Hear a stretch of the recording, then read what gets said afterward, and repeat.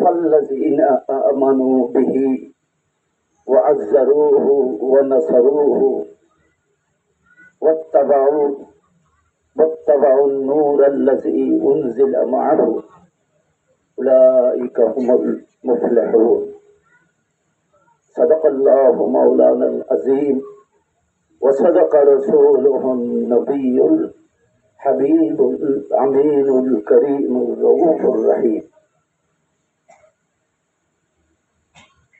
وأيضا قال الله تعالى عز وجل في شان حبيبه ومحبوبه آمرا ومخبرا إن الله وملائكته يصلون على النبي يا أيها الذين آمنوا صلوا عليه وسلموا تسليما. اللهم صل على سيدنا ومولانا محمد نبيك ورسولك الأمي وآله وأصحابه وبارك وسلم. مولاي صل وسلم دائما أبدا على حبيبك خير الخلق كلهم. أما بعد، সাহেবজাবাদ জনাব মোহাম্মদ ফারুকের ব্যবস্থাপনায় ওনার পরিবারের সকল সদস্যদের সার্বিক সহযোগিতায় ওনার আকাঙ্ক্ষিত আজকের এই মহতী অনুষ্ঠান মাহফিল, যে মাহফিলকে তিনি বিভিন্ন গুরুত্বপূর্ণ আইটেম দিয়ে সাজিয়েছেন। একদিকে পবিত্র ঈদে মিলাদুন নবী সাল্লাল্লাহু আলাইহি ওয়াসাল্লাম, অন্যদিকে সহিহ বুখারী শরীফের তেলাওয়াত খতম এবং আল্লাহর পবিত্র কালামের খতমে পাক, জিয়াফতের ব্যবস্থাপনা, বুজুর্গ উলামায়ে কেরামদের উপস্থিতি, সবগুলোকে মিলিয়ে এই মাহফিলটি একটি অনন্য মাহফিলে পরিণত হলো, বিশাল মাহফিল। আমি অধম নাচিজ মহব্বত করে হুকুম হয়েছে খেদমতে, আপনাদের খেদমতে এসেছি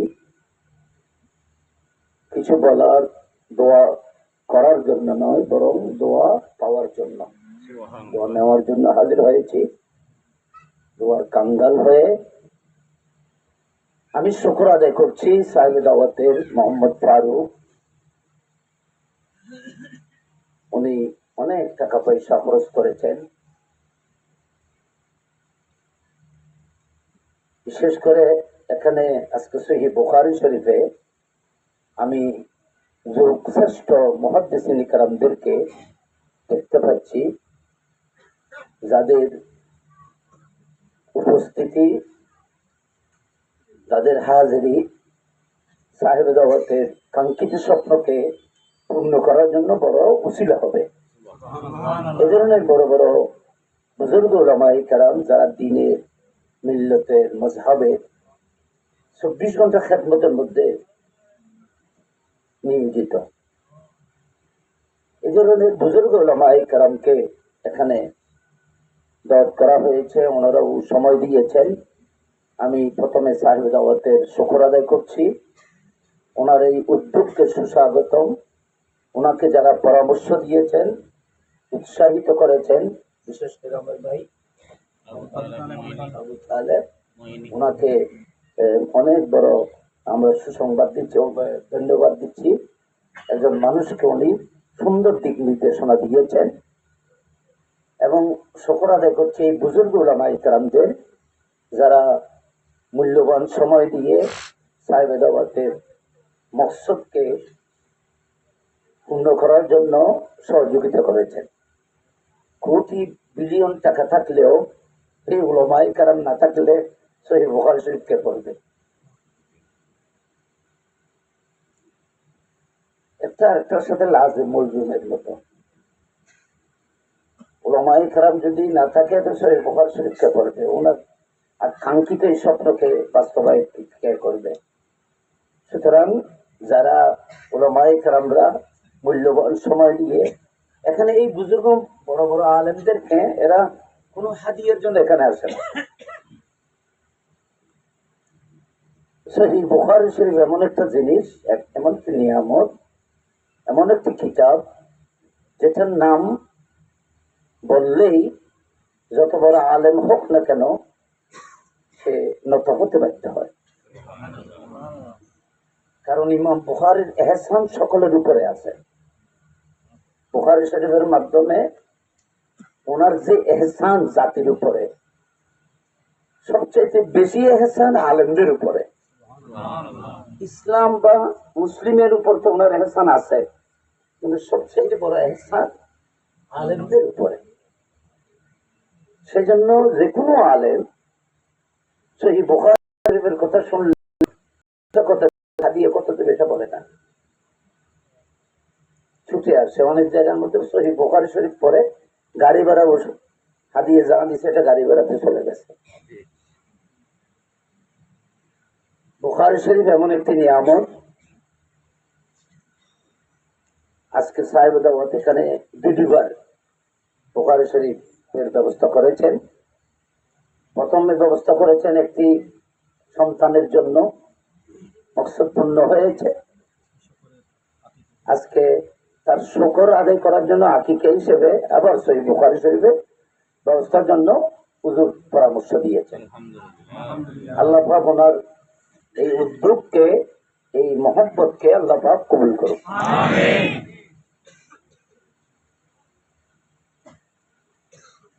নিয়ামত পাওয়ার আগেও কাঁপতে হয়, পাওয়ার পরেও শুকর আদায় করতে হয়। রাসূল পাক সাল্লাল্লাহু আলাইহি ওয়াসাল্লামকে পাওয়ার জন্য অনেক কান্না করা হয়েছিল। রাসূল পাক সাল্লাল্লাহু আলাইহি ওয়াসাল্লাম বলছেন না, সাউখবিরুকুম বিআউয়ালি আমরি আনা দাওয়াতু ইব্রাহিম ওয়া বাশারাতু ঈসা ইবনে মারইয়াম ওয়া রুয়া উম্মি আল্লাতী রাত হিনা ওয়াদাআতনি قد خرج منها نور أداء لها قصور الشام। রাওয়ায়াতে আছে, আপনারা জানেন, উলামায়ে কেরাম আপনাদেরকে এখানে উলামায়ে কেরাম এরা পড়ায়, সবসময় পড়েন তো জানেন। আপনাদেরকে বলছি, নিয়ামত পাওয়ার আগেও আল্লাহর কাছে কাঁদতে হয়। রাসূল পাক সাল্লাল্লাহু আলাইহি ওয়াসাল্লাম বলছেন, সবচেয়ে বড় নিয়ামত রাসূল পাক। সবচেয়ে বড় নিয়ামত রাসূল পাকের চাইতে আর বড় কোনো নিয়ামত নেই। সব নিয়ামত রাসূল পাকের সাথে সম্পর্ক। নবী থেকে সব নিয়ামত, নবীর জন্য সব নিয়ামত। কথাটা বুঝতে হবে, নবী থেকে সব নিয়ামত নবীর জন্য। কত বড় নিয়ামত! আপনার শরীরের মধ্যে, বডির মধ্যে, আপনার শরীরের যে লিম্বস অফ বডি, শরীরের যে অঙ্গ প্রত্যঙ্গ, আপনার শরীরের মধ্যে যে অঙ্গগুলো আছে, অঙ্গগুলোর মধ্যে সবচেয়ে দামি অঙ্গ কি? রূহ। শরীরের ভিতরে একটা রূহ আছে না, এটা আমাদের শরীরের সাথে লাগা না হলেও রূহ তো ওটা শরীরের মধ্যে সরাইভ করতেছে। এটা একটা শরীরের মধ্যে রক্তের সাথে একটা মিক্স করে দেওয়া হয়েছে, ওটা শরীরের মধ্যে একটা বিরাজমান। তো আপনার শরীরের মধ্যে সবচেয়ে দামি জিনিস হলো রূহ, বাকিগুলো রূহর সাথে সম্পর্ক। রূহ না থাকলে আপনার হাত বেকার, রূহ না থাকলে আপনার চোখ বেকার, সবকিছু বেকার। সবকিছুর মূলে হলো কি? যেমনি ভাবে একটা বোর্ডের মধ্যে সবচেয়ে দামি হলো রূহ, রূহ দিকে সবকিছু মহতাজ, সবকিছু দামি রূহর কারণে। তেমনি ভাবে গোটা কায়নাত, গোটা সৃষ্টির রূহ মুস্তাফা। সুবহানাল্লাহ। সবকিছু রূহ রাসূল পাক। জান হে वो जहान এই যে আলা হযরতের মতন ওনার এই এক একটি শেয়ারের মধ্যে মানে এলমের এক একটি দরিয়া নিহিত আছে। জানো হে ও জাহানো কি, জানো হে তু জাহানো হে, কি মানে জাহান আছে, জাহান রসুল পাকের ওজুদের দলিল নয়, বরং জাহান টিকে আছে রসুলের ওজুদের কারণে। জানো হে ও জাহানো কি, আপনার হাত যখন লড়তেছে তখন বোঝা যাচ্ছে আপনার ভিতরে রু আছে। মানুষ রুকে দেখে না, কিন্তু রুকে মানে, রুকে মেনে নিতে হয়। রু মানুষ দেখে না। আমরা রসুল পাকে হাজির নাজির দেখি না, কিন্তু মেনেছি। এটা হলো আহলে সুন্নাত ওয়াল জামাত। ওয়াহাবিরা বলতেছে নবী যদি হাজির হয় দেখি না কেন? তো আমাদের কথা হলো রু আছে, দেখো না কেন? রু তো আছে, দেখা যায় না। তো রু আছে যে তার দলিল কি? আপনার কাজ ধরতেছে, আপনার চোখে কাজ করতেছে,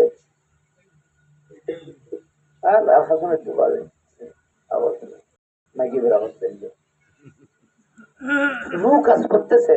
কথা বাড়ি যে অনেক লম্বা হয়ে যাবে, কষ্ট হবে। রু দেখা যায় না, কিন্তু রুকে বুঝতে হয়।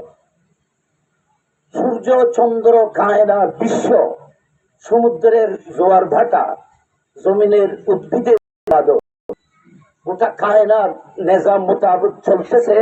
দলিল হলো রু মজুদ আছে, আর নবীকে দেখতে হবে না।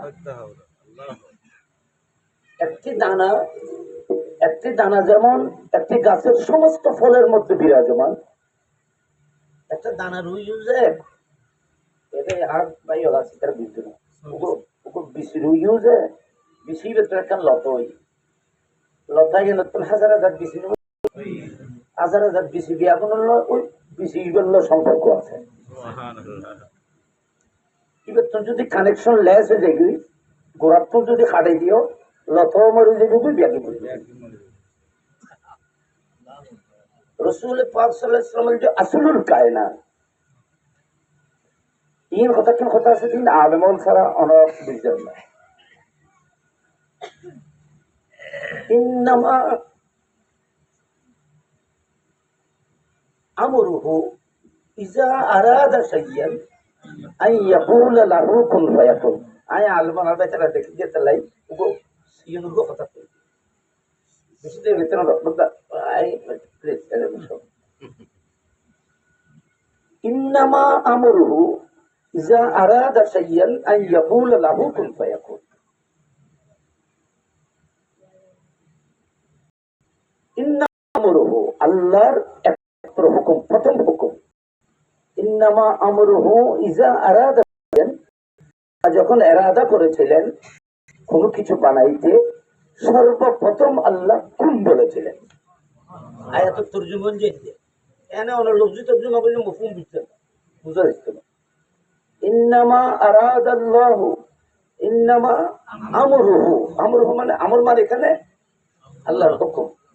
ইন্নামা আমরুহু আল্লাহর প্রথম হুকুম। যখন আল্লাহ এরাদা করেছিলেন কায়নাত বানাতে, তখন আল্লাহ সর্বপ্রথম কুন বলেছিল। কি বলেছিল? কুন বলেছিল। উলামায়ে কেরাম বলতেছেন কুন কাকে বলেছিল। অর্থাৎ আমরা যেমন করি এই ঘরটি করার আগে, ঘরটা আগে নকশা হয়েছে, নকশার আগে মেমোরিতে নকশা হয়েছে। প্রথমে মানুষের ঘর নকশা করে যায়, এবার বলে যেহেন নকশাই নয় আইনের ফল দিব কলম দিয়ে প্রকাশ হয়, তারপরে বাস্তবে ওই জেহেনের মধ্যে যেটা হয়, যেতে কলমের মধ্যে যেটা নকশা হয়, আর ফারুকে গরিব করলে গরিব হইলে খেয়াল নকশা করতে মনে মনে নকশা যখন করেছিল, নকশা এটা অন্তরে করা হয়, এটা পরের দেমাগে আসে, ওখানে কলবে আসে, তারপর দেমাগে আসে। দেমাগ আর কলব দোনোদের মধ্যে যখন কমপ্লিট হয়, তখন এটা বাস্তবে পরিণত হয়। কিছু চিন্তা করেন স্যার আন্তঃচিন্তা অনেকে কাম করতে আগে নকশা এখানে হয় তাই না? তাহলে ইরাদা, কসদ, নিয়ত, ইন্টেনশন এগুলো দেখা যায় না, এগুলো কি হয় না, দেখা যায় না। ইরাদা, এই নিয়ত, কসদ যখন কোন তখন দেখা যায়, যখন সৃষ্টি হয়, যখন বানানো হয় তখন ওই আল্লাহর ইরাদাটি দেখা যায়। তো আল্লাহ বলতেছেন ইন্নামা আমরুহু ইজা আরাদা শাইআন।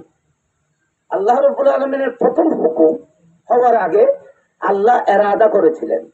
আল্লাহ আর জন্য নিয়ম করে আল্লাহ ইরাদা শব্দ ইস্তেমাল হয়েছে। ইরাদা মানে কষ্ট, ইচ্ছা করা। নিয়তুল্লাহ হলো কলম শব্দ। ইন বহুত কথা আছে, ইন আলেম হলে বুঝে জানে। আল্লাহ শব্দ নিয়ম নয়, আরাদা শব্দ আল্লাহ ইরাদা আল্লাহ বলে জায়েজ। আল্লাহ বলতেছেন ইন্নামা ইন আরাদাকার ফয়সালা। ওই আলেমরা কিন্তু উলামায়ে কেরাম তারা ইনকাম বাদশা সংগঠিত। ইন্নামা আমরুহু ইজা আরাদা শাইআন। যখন আল্লাহ হুকুম করতে চাইলেন, আল্লাহ বলতেছেন আমি কুনতু কুনজান মুখফিয়া, আমি আল্লাহ কুদ্দুসিয়তের পর্দার ভিতরে লুকিত, রহমানিয়তের পর্দার ভিতরে লুকিত, গফফারিয়তের পর্দার মধ্যে লুকিত। আল্লাহর যতগুলো নাম ততগুলো পর্দা। আমি আমার এই পর্দার ভিতর লুকিত ছিলাম, কিন্তু এগুলো কিছু প্রকাশ হওয়ার কোন সুযোগ নেই।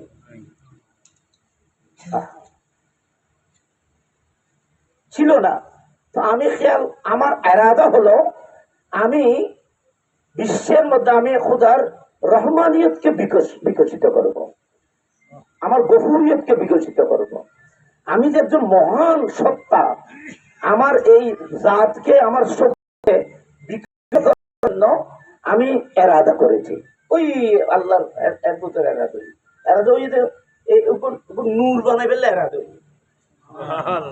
ইবে কিন্তু গোপন আছে, এবার কেউ না দেখেন, ইরাদা তো কেউ না দেখে।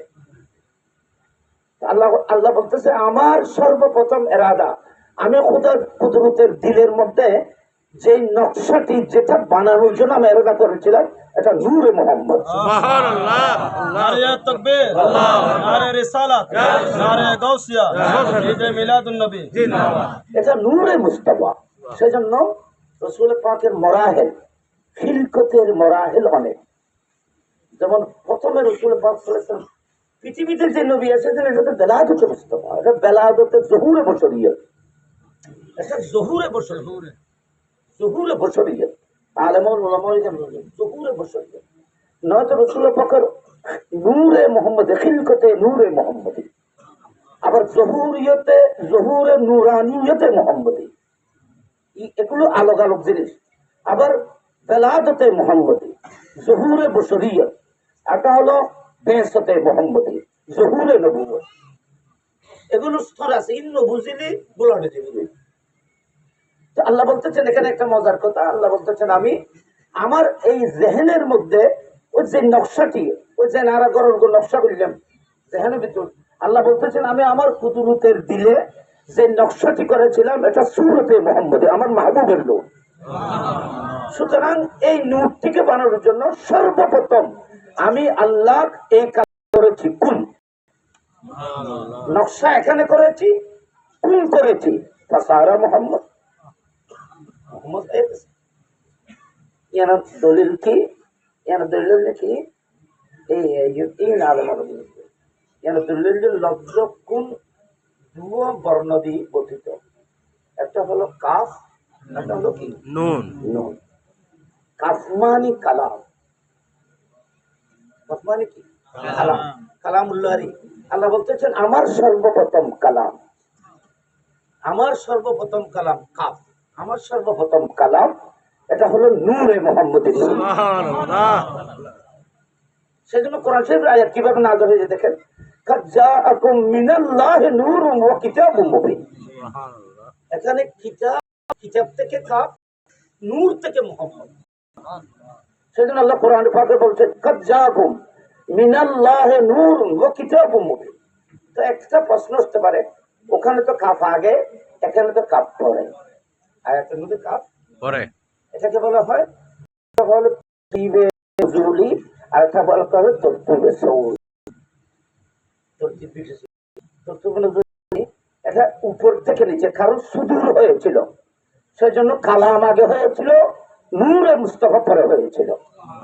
আর দুনিয়ার মধ্যে আসার ক্ষেত্রে মুস্তফা আগে এসেছিল, কিতাব পরে এসেছিল।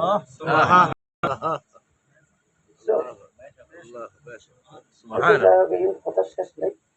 তো আমি যেটা মানে ওরা দোয়াল্লাই এরপর করলাম, ইয়ান বহুত রাজের কথা ভাব, বহুত কিছুর জবাব এখানে চলে আসলে অনেক কিছুর জবাব।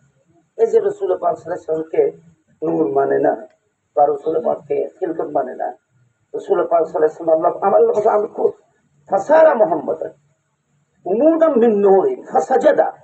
রসুল পাক সাল্লাল্লাহু আলাইহি ওয়াসাল্লাম সর্বপ্রথম আল্লাহকে সুজদা করেছিলেন। এখনো নবী কোনো মাদ্রাসায় পড়ে নাই, এখনো কোনো কলেজ ইউনিভার্সিটি কিচ্ছু নেই। মুস্তাফার সৃষ্টির সাথে সাথে মুস্তাফা আল্লাহকে সুজদা করেন। তো রসুল পাক আল্লাহকে সুজদা করতে হবে, এটা কিভাবে জানলেন? সেজন্য আল্লাহ বলতেছেন এটা জানার দরকার নেই। কেন মুস্তাফার জানার দরকার নেই? যেহেতু আউয়ালু মা খালাকাল্লাহুল আকলা, আউয়ালু মা খালাকাল্লাহুল আকলা মানে রসুল পাক, মুস্তাফার জাতেই আকল। নবী কিছু বুঝতে হয় না, মুস্তাফাকে আমি কমপ্লিট তৈরি করেছি, এটার নাম আকল। আচ্ছা, কোরআন শরীফের মধ্যে আছে, বেচারা জানে কোরআন শরীফের সূরার নাম আছে নূর, নাই? দেখেন নূর ওয়াল কলমে ওমা ইয়াসতুরুন, নূর, প্রথমে নূর। হযরত আল্লামা ইমাম জাহাজ জিমালি হ্যাঁ জোয়া তোয়া জোয়ার কি জাহাজ, হযরত ইমাম জাহাজ অনেক বড় মুহাদ্দিস, ওনার থেকে হযরত আল্লামা জালালউদ্দিন সুয়ুতী নকল করতেছেন। এখানে নুন মানে ইসমুন মিন আসমায়ে মুহাম্মদ, এখানে নুন মানে রাসূল পাকের নাম। তাহলে বোঝা যাচ্ছে আল্লাহর সর্বপ্রথম কালাম নূরে মুহাম্মাদিন, নবী আল্লাহ সর্বপ্রথম কালাম শেষ করেছিলেন নুন বলে। নুন মানে নূরে মুস্তাফাকে বলে। কোন বলে আল্লাহ পাক মুস্তাফার নূরকে সৃষ্টি করেছিলেন। আব্বুল মা খালাকাল্লাহু নূর। এখানে গেল, আমি একটা আয়াত শরীফ পড়েছিলাম এই জন্য সাহেবের আওয়াজ আজ আয়েরে সরল সরল আসছিলে, সরল সরল আসছি, আসরের পরে চলে এসছি, যে জামটাম ফুলগুলো ওই আর ডলে গিয়ে বুঝি সরল সরল যাই জোর ফর করে জবানে চলে এসছি সরল সরে আইলে আমরা বিয়াগুলো দেখছিলাম, আই নিচ্ছে বই আয়েরে দেখলাম না, বহুত তাজিম উলামায়ে কেরামের প্রতি বহুত তাজিম, বহুত মহব্বত। তো আই এখন জিনিস খেয়াল করি রে, তফসির করছি কি আর বাজিটারা কিন্তু আছে, ওরা এখানে খেয়াল করবে নিয়ে ওনারা বলছে অনার না বই অনেকে অত্যন্ত যদি দোয়া খাইতে চায়, হুসুলে দোয়া, কবুলিয়তে দোয়া, উগয়ে যাও কব কথা বলে ও মানে বাবা উগয়ে যাও কবুলিয়তে দোয়া, দোয়া কবুল হওয়ার কিছু শর্ত শরায়ত আছে, ব্যাগিন আজিয়ারে আছে। আর যে সুদূরে দোয়া, দোয়াতে নে ও আরেকখানা দোয়া করছো, আর ফোটাখানে হয় না, ও আরেকখানা দোয়া করছো, হ্যাঁ তোমার দোয়া করি, এই যে বিদ্যুৎ দোয়া, দোয়ার কথা কি শরায়ত আছে। একটা হলো কবুলিয়তে দোয়ার কিছু শরায়ত, একটা হলো কি সুদূরে দোয়া, এর সম্পর্কে আর একটা ধারণা নেই। আমি একদম দোয়া খেয়ে নেই বাইর করতে পারি, যেন নাকি আপনি আপনার মা থেকে কিভাবে দোয়া পেতে পারেন, আপনি আপনার বাবা থেকে কিভাবে দোয়া পেতে পারেন, আপনি আপনার ওস্তাদ থেকে কিভাবে দোয়া পেতে পারেন। দোয়া বাইর গরম করবো দুধ এনে শুনে যে এর গরু রুলাম টানিলে দায়িত্ব দেখা দিয়ে আগে টু সমারণ করে দেবো, ইয়ে না আর গ্রাম্য ভাষা আমরা আই খেয়াল করি গাই দূরত্ব দুধ মাই ফলে দেখতে যে আমার মাথাটা দেখতে যে আগে বালতি দিয়ে দুর্নত হয়, আগে দেখা জুতো দেখা হয়েছে ওনার কখন যখন গরু দেখা আগে গরু দেখা দেখতে পারছো, তখন মার মমতার মধ্যে ঢেউ আসে। হায় হায় বাচ্চা যখন ওলার মধ্যে মুখ দেয় তখন মার মমতার মধ্যে ঢেউ আসে। বাচ্চার জন্য সংরক্ষিত দুধ ছেড়ে দিতে পারতে হবে। বললে যে একটা সারে দিয়ে তুমি বদনামূল পাল দিবে লই ওইবারে খাইলে দিয়ে রাখো। কোনোদিন শকর করছিও না, এক গ্লাস খাইয়ে দুধ খাইয়ে কোনোদিন শকর করছিও না, তখন কোনো কথা নেই আমার দিকে।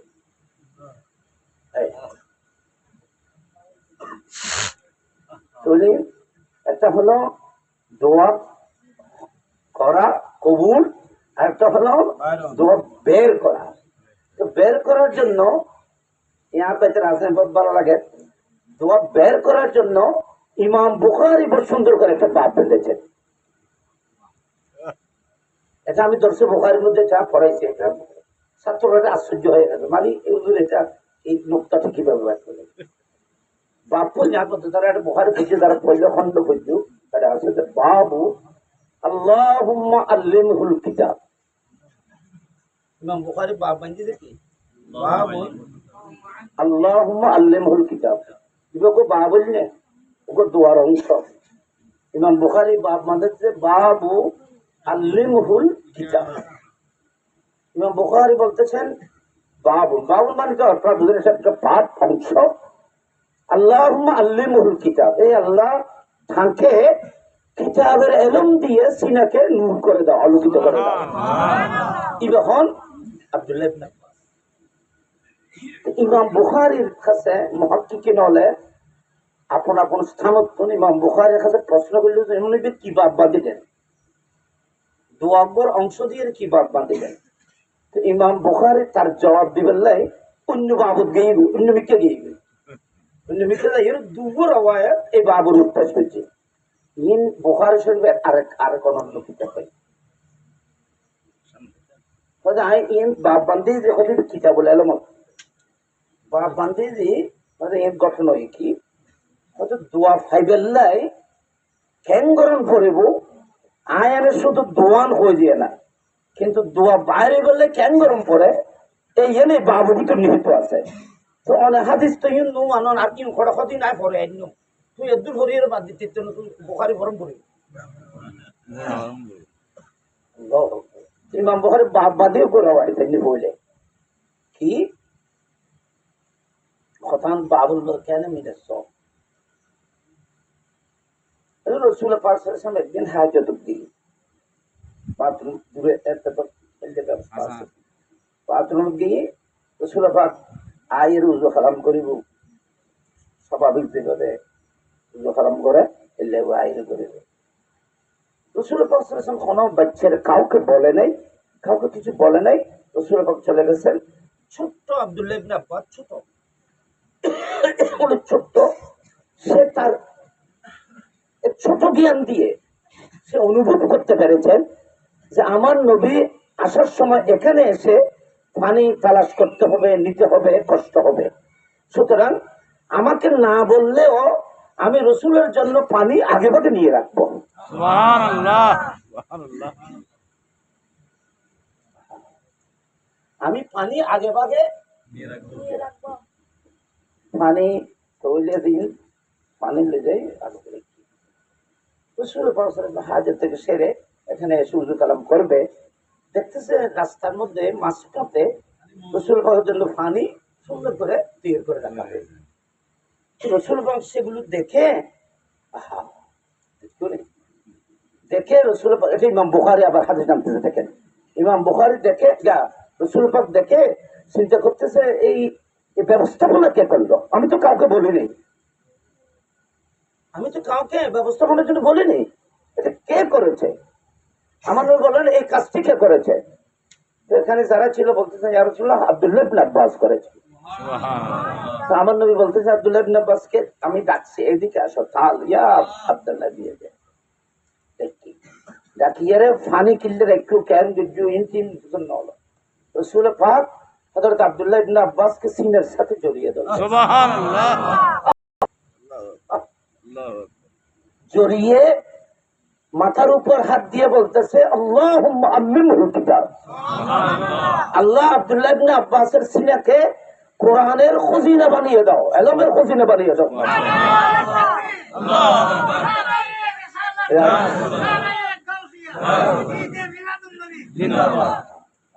আজি হলে উস্তাদ উস্তাদের বাচ্চা ভাঙ চলে উস্তাদরে চোখের পানিতে বুক বসাচ্ছে। একটা কথা মনে রাখবেন, মা বাবার কষ্ট দিলে যেমন সেই ছেলে সন্তানের দু জাহান চলে যায়, উস্তাদের কারণেও তোমার দু জাহান চলে যাবে। ঠিক। আলা হযরত রাদিয়াল্লাহু আনহু বলছেন, মা বাবার চাইতেও উস্তাদের মর্যাদা বেশি। ইয়ারা বলে উস্তাদের মারিয়ে পরীক্ষা দেবে। তুমি বুঝতেছ এখন তোমার গায়ের জোর আছে, শক্তি আছে, যেমন ইচ্ছে তেমন করতেছ, কিন্তু তোমার উপরে একজন শাসক আছে, আহকামুল হাকিমিন আছে, বিচারক আছে। সে আল্লাহর বিচার থেকে কেউ মুক্তি পাবে না। ঠিক। এ কথা মনে রাখতে হবে। আনা আবদুন মান আল্লামানি হারফান ইনশাআ বা ওয়া ইনশাআ তাকা। এটা মাওলা আলী বলেছেন। মাওলা আলী উনি ওই মাওলা আলী যাকে খুদ মুস্তাফা বলেছেন। নবী বলতেছেন আমি এলমের শহর। নবীর এলমের শহর, এটা কত বড় শহর আল্লাহ ছাড়া কেউ জানে না। এটা সিটিয়াল শহর, ঢাকা শহরের মতো না। মুস্তাফার এলমের শহর কত জানেন? আব্বুল ও আখির, আব্বুলিন ও আখিরিন, সমস্ত এলম মুস্তাফার সিনের ভিতরে আছে। এত বড় শহর এলমের, সেই এলমের একটি গেট, একটি ফোরন, এটা মাওলা আলী। সে মাওলা আলী বলতেছেন আনা আব্দুল মান আল্লামানি হারফান, আমি ওই ব্যক্তির গোলাম কৃতদাস যে আমাকে একটি অক্ষর জ্ঞান দান করেছে, একটি অক্ষর জ্ঞান দান করেছে। সে যদি আমাকে চায় বাজারে বিক্রি করে দিতে পারবে, আজাদও করে দিতে পারবে। এই সম্মান আছে না? ওস্তাদ দোয়া কেন দোয়া লোহানোর খেয়ালত আছে না? মানুষ এখন বাহ্যজনের খেয়ালত আছে। তাহলে তারা ধ্বংস হয়ে যাবে। আর আমরা অনেক ধ্বংসে, আমরা আমাদের কোন দিকে যাচ্ছি এটা এখন বুঝবেন না, যাওয়ার পরে বুঝে মানুষ আমি কোথায় আসছি। মনে কষ্ট নয় না, এনে দাঁড়াবে কোরআন হাদিসের কোথায় খোঁজিন খেয়াল থেকে যদি জানি না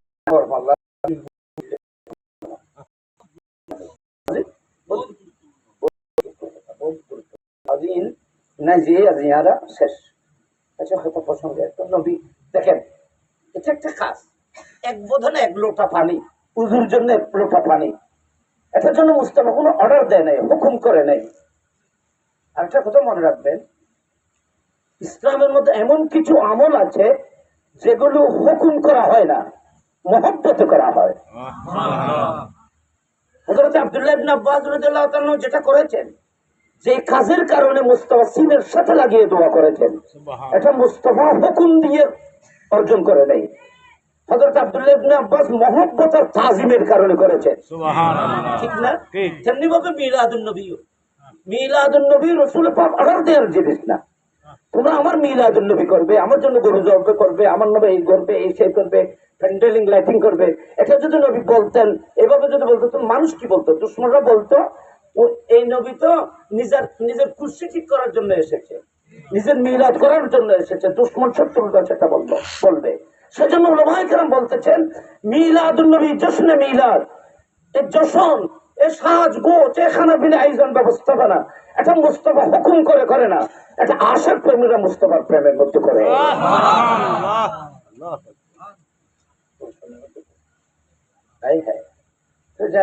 একটা রওয়ায়াত গেল, বলে এখানে কি পাওয়া গেছে বাবা? এখানে পাওয়া গেছে খেদমত। প্রথম পাওয়া গেছে কি? খেদমত। ও খেদমতে উস্তাদ বায়স তা সবই মর্দে কামাল। প্রথম পাওয়া গেছে খেদমত। তাহলে আপনি যদি আপনার মা, আপনার বাবা, আপনার মুরব্বী, আপনার উস্তাদ, সুযোগ, এদের কাছ থেকে যদি কিছু পেতে চান দুনিয়া নিয়ামত, তাহলে প্রথমে খেদমত লাগবে। ইমাম বুখারী এটা বাইর করেছেন। এনে বুখারী বললেন, তর্জমা করলেন না বাবা, এটা বের করেছেন। ইয়ান কইরা আরেক বাবু গিয়েলা ই আব্দুল্লাহ ইবনে আব্বাস। তো রসুল পাক সাল্লাল্লাহু আলাইহি ওয়াসাল্লাম রাতে তাহাজ্জুদের নামাজ পড়ে ফেলেন। কষ্ট যখন ইয়া হয়েছে তাহাজ্জুদ নামাজ পড়ার জন্য উঠেছেন রসুল পাক রাত্রে। তো হযরত আব্দুল্লাহ ইবনে আব্বাস ওর আপন খালা আছেন মাইমুনা রাদিয়াল্লাহু তাআলা আনহা। এই নাম তো তারা জানে। এর নাম কি? মাইমুনা। এই দাও হুজুর সাল্লাল্লাহু আলাইহি ওয়াসাল্লাম যা উম্মু সালমা যা ওই রসুলের পাক আব্দুল্লাহ ইবনে আব্বাস ওর খালা উম্মে মাইমুনা। তো ওনার মা হলো উম্মুল ফজল। আব্বাস রাদিয়াল্লাহু তাআলার বিবির নাম উম্মুল ফজল।